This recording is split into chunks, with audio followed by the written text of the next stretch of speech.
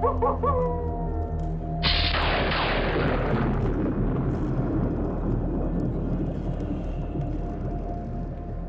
to a special Halloween edition of Saguaro Spotlight. I'm Robert Price. And I'm Katy Roxanne. Welcome to the show. We're here to talk about our favorite holiday, Halloween. And I know Robert has some history on the holiday, so Robert, tell us a little bit about it. So Halloween, also known as All Hallows Eve, is the evening before All Saints' Day. It has its roots in the Gaelic festival known as Samhain, which marked the end of the harvest season and the beginning of the winter solstice. Cool. In the 9th century, the Roman Catholic Church actually shifted All Saints' Day to November 1st, and so October 31st became All Hallows Evening, and then that became the modern Halloween. Cool. Trick-or-treating, the tradition of trick-or-treating actually began in the United States in the 1930s, and by the 40s and 50s it had become a cultural phenomenon, and we still celebrate it today. Yeah. Cool. So tell me, Katy, what is your fondest memory of Halloween from childhood? Well, it's kind of a generic memory, I guess. My family has always been sort of the Halloween family, and our family friends are all kind of unofficially assigned to a holiday. Some have Easter or Christmas, but my family's always gravitated towards Halloween. And so before I was born, my parents would put together small parties, but as I, started going to school and, met all these different people in classes and stuff, it just grew. And the parties actually got up to be around 200 to 300 people every single year. And so it was crazy. And, we would have a guy come out with a telescope and we could look at Mars or Saturn, depending on, what the stars were like that night. And then a tarot card reader, an aura guy where you would put your hand on this thing and it would read your aura and they would tell you about everything. And That's cool. That was cool. So, it just sort of grew and grew, and all my friends, it just became kind of this famous party, and everybody would ask me, when it was going to be. And so, yeah, it was just, that's my fondest memory, I guess, are those parties with my family. So. Right. Well, my story is kind of a sad story, actually, but it's the one that I remember when I look back on Halloween. It's the one that I remember most fondly. So I had bought what at the time I thought was the scariest Grim Reaper mask that I had ever seen. And so I was about 8 or 9 years old, and I thought that I was going to go around and just scare the pants off of everybody in my neighborhood, right? Adults and kids alike.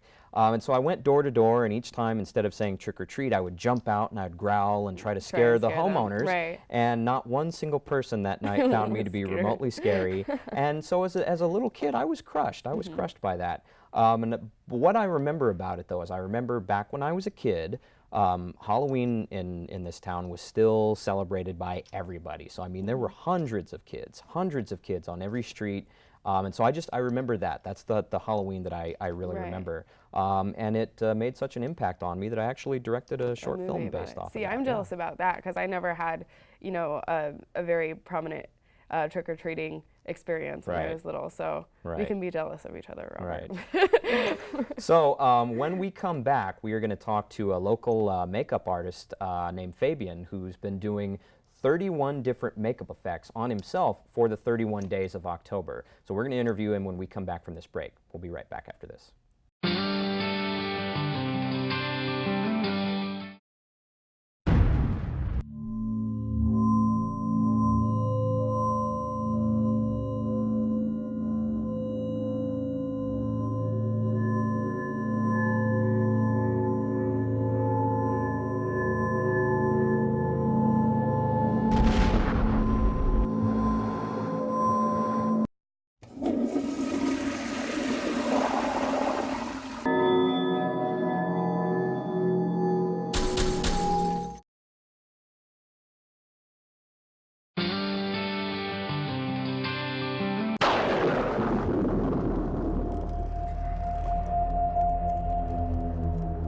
Welcome back to the special Halloween edition of Saguaro Spotlight. I'm Robert Price, and I'm here now with Fabian Carrillo, who is actually a local makeup artist and production designer. So Fabian, welcome to the show. Nice to meet you.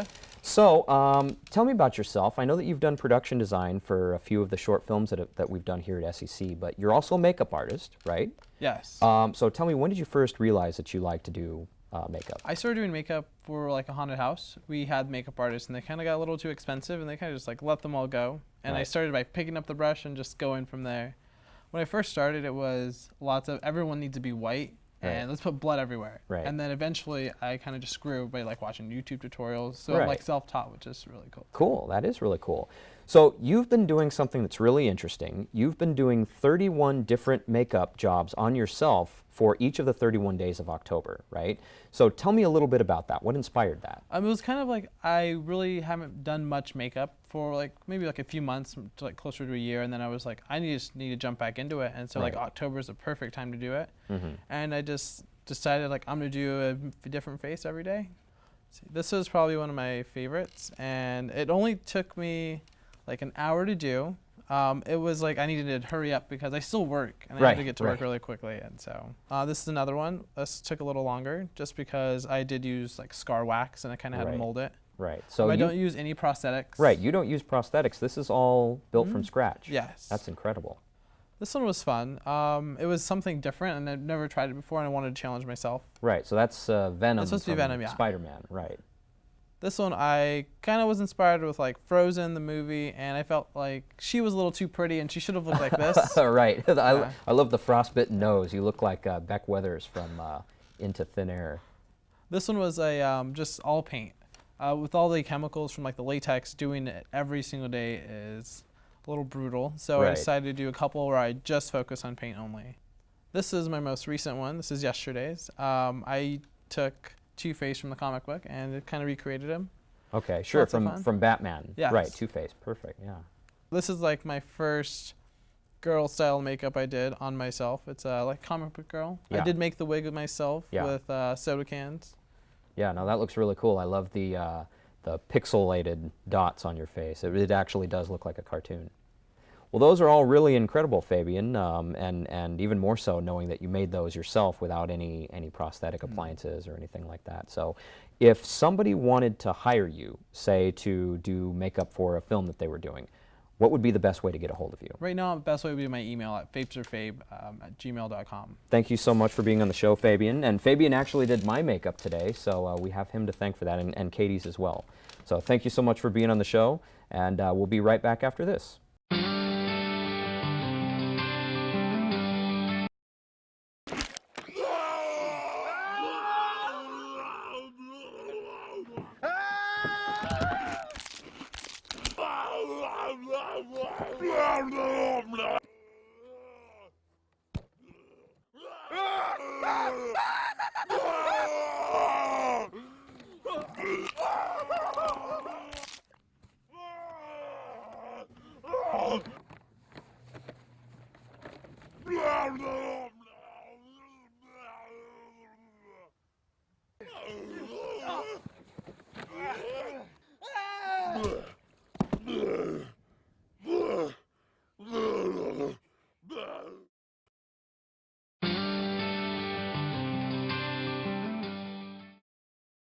Welcome back to this special Halloween edition of Saguaro Spotlight. I'm Robert Price. And I'm Katy Roxanne.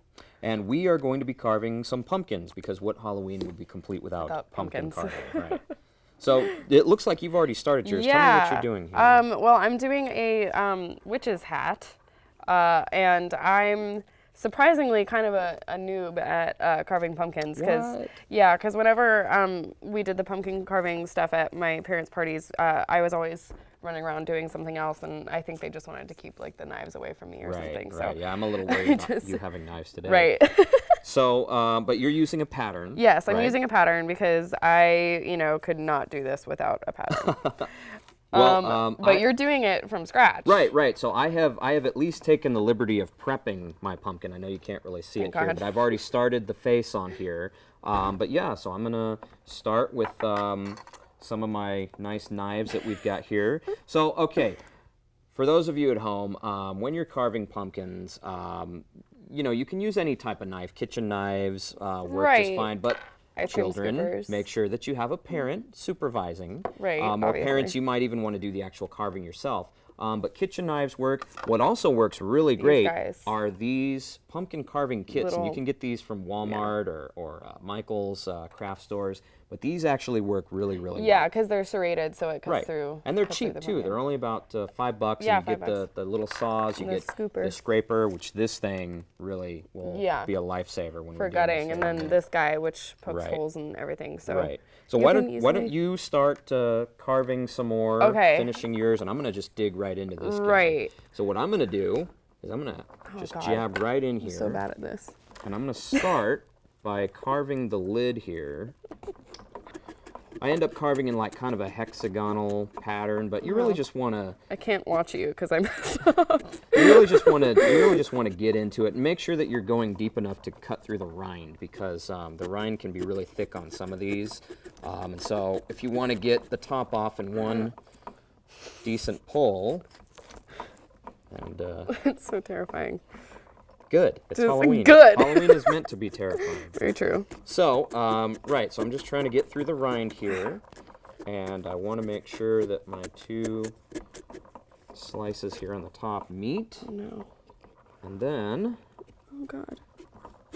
voila, there comes my top. Now, you can see some of the guts here that are stuck to it. So what I like to do is I'll just take my knife here, and I'll cut all of this crap off. So imagine me at my house last night gutting this thing, and this was the first time that I'd ever gutted a pumpkin. So you didn't know what to expect. No, when you I got had in no there, did you? idea. And so I was like, for a good while, just like, no, like, oh no, this is so There's- gross. Why am there's I the doing top. this? Right. Well, yeah, I mean, there's a first time for everything.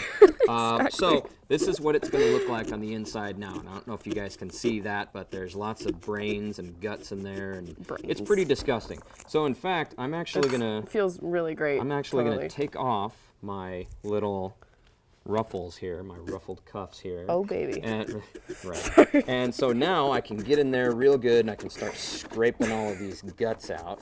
So if you guys want to see what I'm doing here, you can see down in there, I'm literally just taking my handy dandy scraping tool here, and I'm getting all the seeds and all the guts out. Another thing too, I don't know if you guys can see some of the seeds here, but a lot of people actually like to roast the seeds. I don't know if Roast you guys them can see that there. But a lot of people will actually roast the seeds, and you put salt on them, and you put them in the oven They're for good. about half an hour. Yeah, they Yeah. kind of taste like popcorn, I think. So I've got most of the guts out. You guys can see that in there. So next what I'm going to do, like I said before, is I had already pre-carved most of the face into this thing. So now what I'm going to do is I'm just going to find I'm so bad at this.